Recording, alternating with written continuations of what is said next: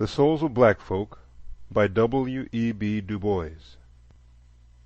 Music and text recorded by Toria's uncle.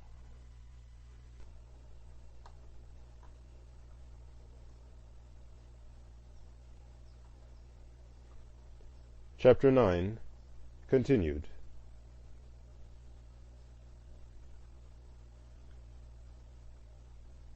Moreover, the political status of the Negro in the South is closely connected with the question of Negro crime. There can be no doubt that crime among Negroes has sensibly increased in the last 30 years, and that there has appeared in the slums of great cities a distinct criminal class among the blacks. In explaining this unfortunate development, we must note two things. One, that the inevitable result of emancipation was to increase crime and criminals, and two, that the police system of the South was primarily designed to control slaves. As to the first point, we must not forget that under a strict slave system there can scarcely be such a thing as crime.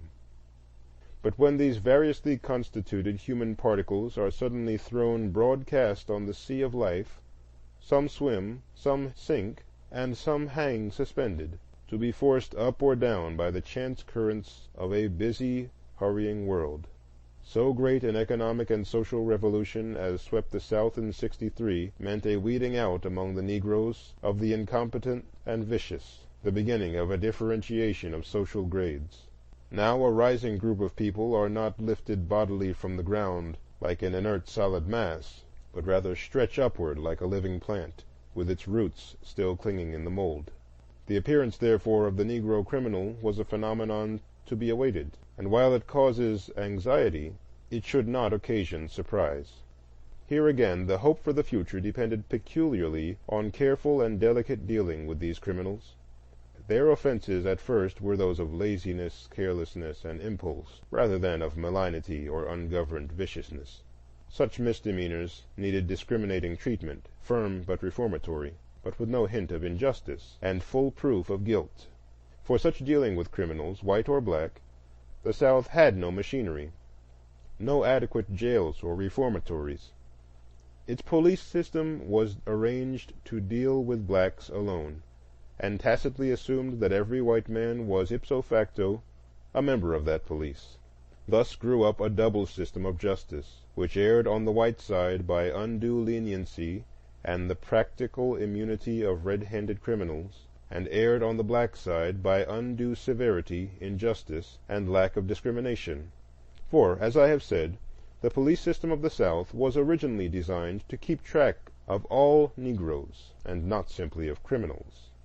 And when the Negroes were freed and the whole South was convinced of the impossibility of free Negro labor, the first and almost universal device was to use the courts as a means of re-enslaving the blacks. It was not then a question of crime, but rather one of color, that settled a man's conviction on almost any charge. Thus Negroes came to look upon courts as instruments of injustice and oppression, and upon those convicted in them as martyrs and victims.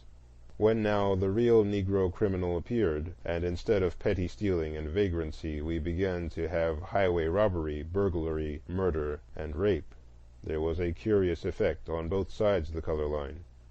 The Negroes refused to believe the evidence of white witnesses or the fairness of white juries, so that the greatest deterrent to crime, the public opinion of one's own social caste, was lost, and the criminal was looked upon as crucified rather than hanged. On the other hand, the whites, used to being careless as to the guilt or innocence of accused Negroes, were swept in moments of passion beyond law, reason, and decency. Such a situation is bound to increase crime, and has increased it.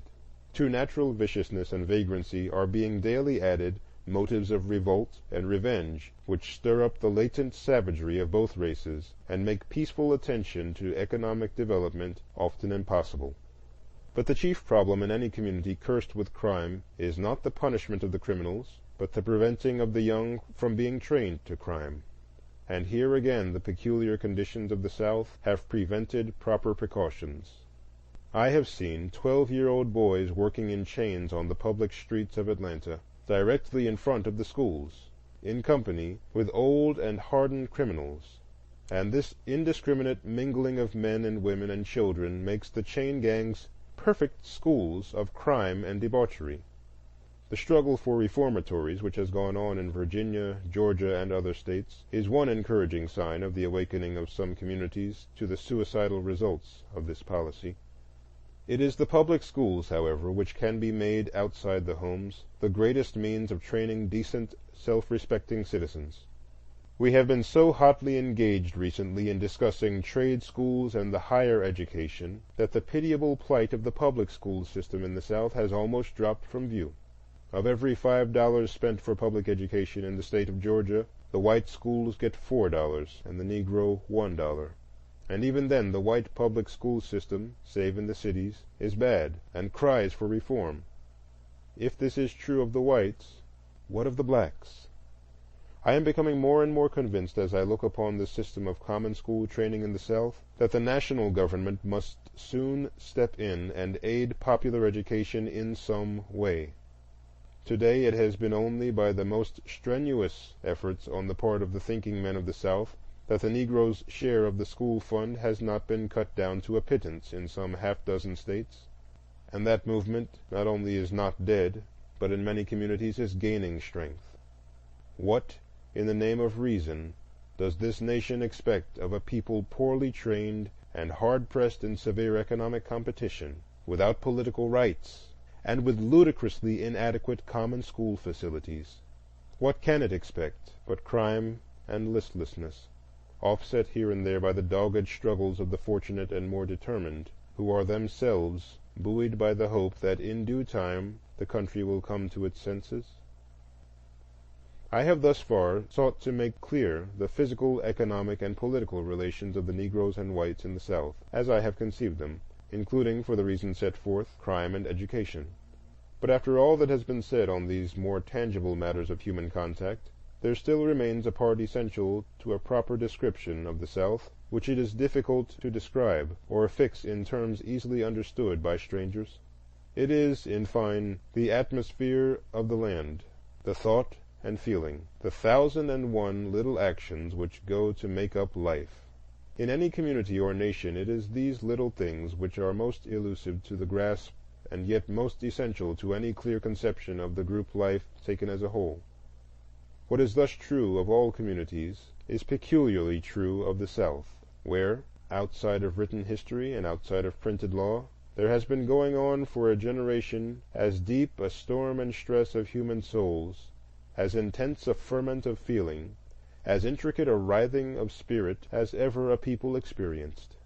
Within and without the somber veil of color, vast social forces have been at work, efforts for human betterment, movements toward disintegration and despair, tragedies and comedies in social and economic life, and a swaying and lifting and sinking of human hearts which have made this land a land of mingled sorrow and joy, of change and excitement and unrest. The center of this spiritual turmoil has ever been the millions of black freedmen and their sons, whose destiny is so fatefully bound up with that of the nation. And yet the casual observer visiting the South sees, at first, little of this.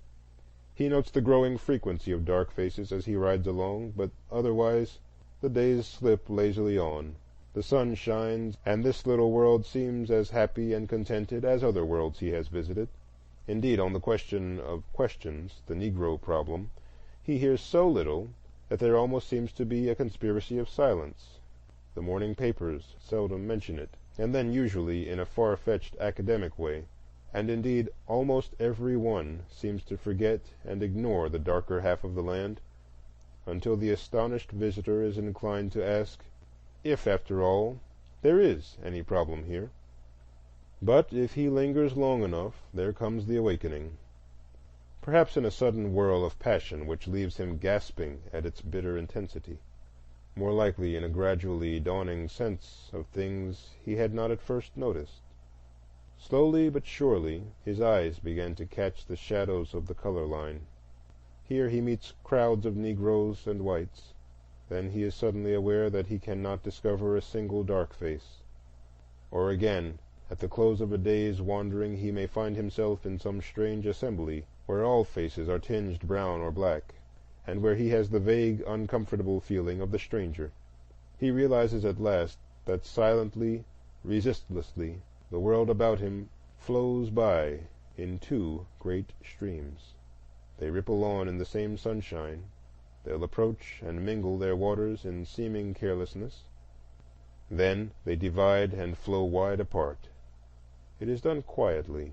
No mistakes are made, or if one occurs, the swift arm of the law and of public opinion swings down for a moment, as when the other day a black man and a white woman were arrested for talking together on Whitehall Street in Atlanta.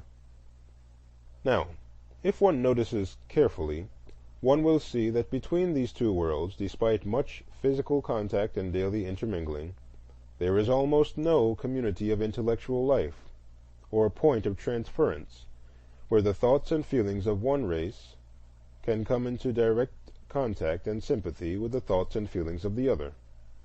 Before and directly after the war, when all the best of the Negroes were domestic servants in the best of the white families, there were bonds of intimacy, affection, and sometimes blood relationship between the races.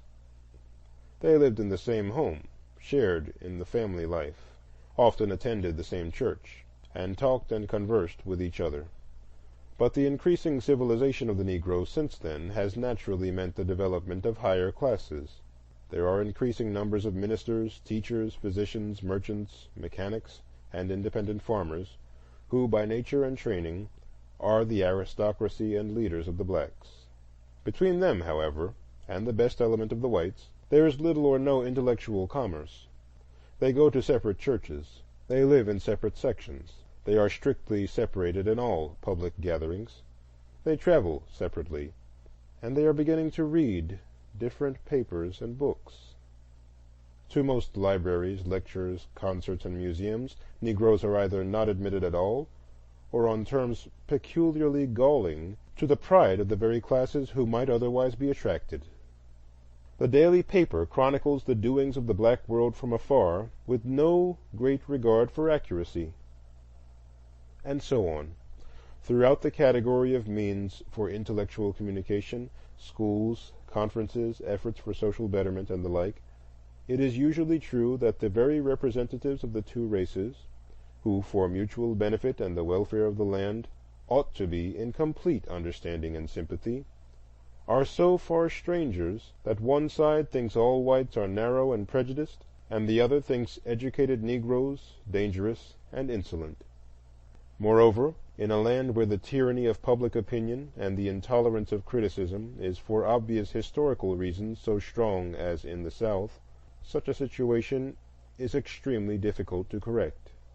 The white man, as well as the Negro, is bound and barred by the color line, and many a scheme of friendliness and philanthropy, of broad-minded sympathy and generous fellowship between the two, has dropped stillborn, because some busybody has forced the color question to the front and brought the tremendous force of unwritten law against the innovators. It is hardly necessary for me to add very much in regard to the social contact between the races.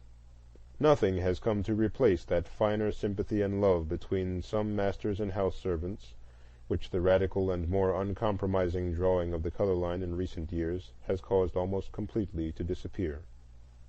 In a world where it means so much to take a man by the hand and sit beside him, to look frankly into his eyes and feel his heart beating with red blood, in a world where a social cigar or a cup of tea together means more than legislative halls and magazine articles and speeches, one can imagine the consequences of the almost utter absence of such social amenities between estranged races, whose separation extends even to parks and streetcars. Here, then, can be none of that social going down to the people, the opening of heart and hand of the best to the worst, in generous acknowledgment of a common humanity and a common destiny.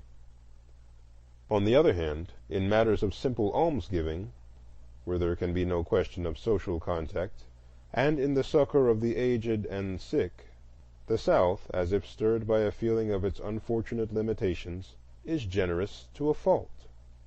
The black beggar is never turned away without a good deal more than a crust, and a call for help for the unfortunate meets quick response. I remember one cold winter in Atlanta, when I refrained from contributing to a public relief fund lest Negroes should be discriminated against. I afterward inquired of a friend, "Were any black people receiving aid?" "Why," said he, "they were all black." And yet this does not touch the kernel of the problem. Human advancement is not a mere question of almsgiving, but rather of sympathy and cooperation among classes who would scorn charity.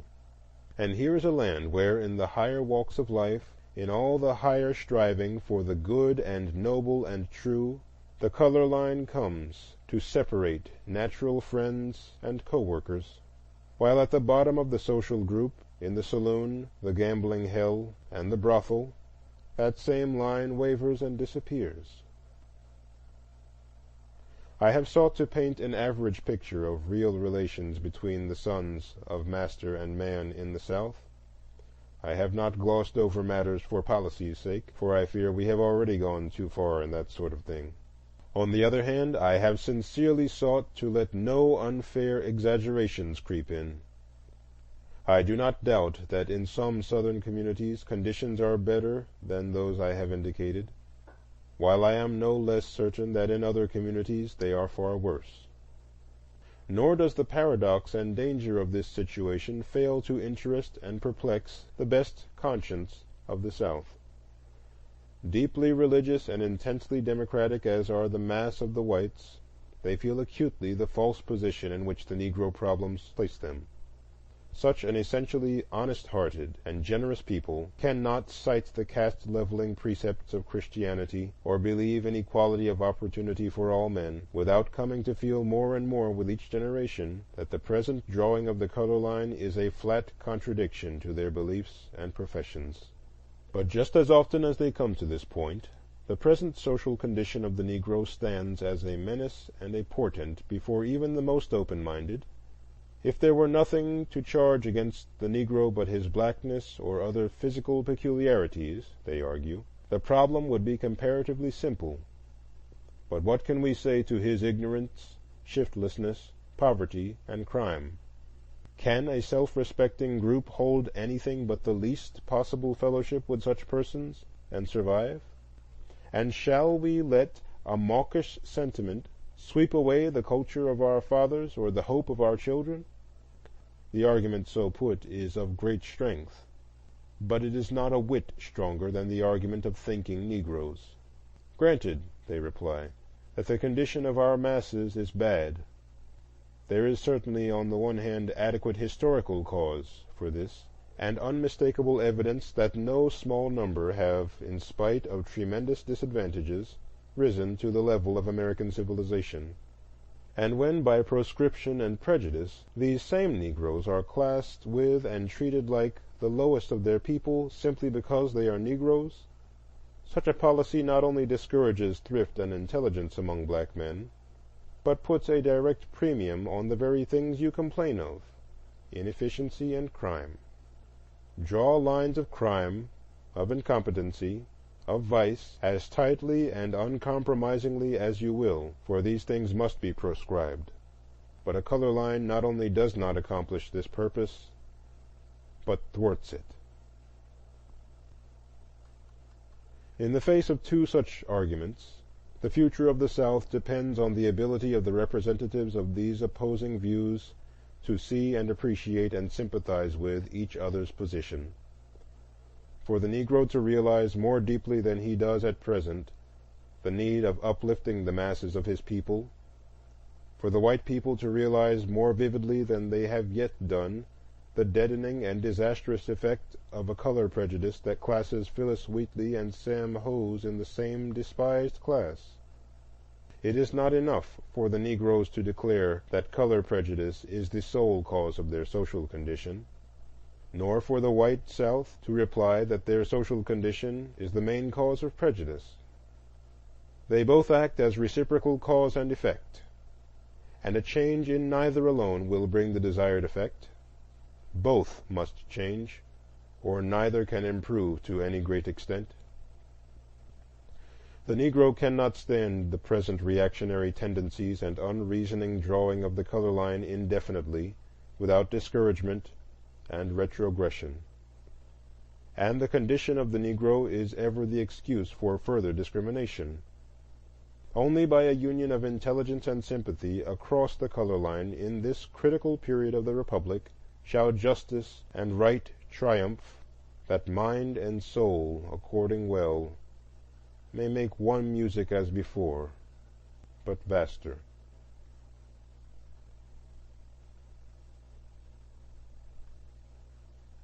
End of chapter 9.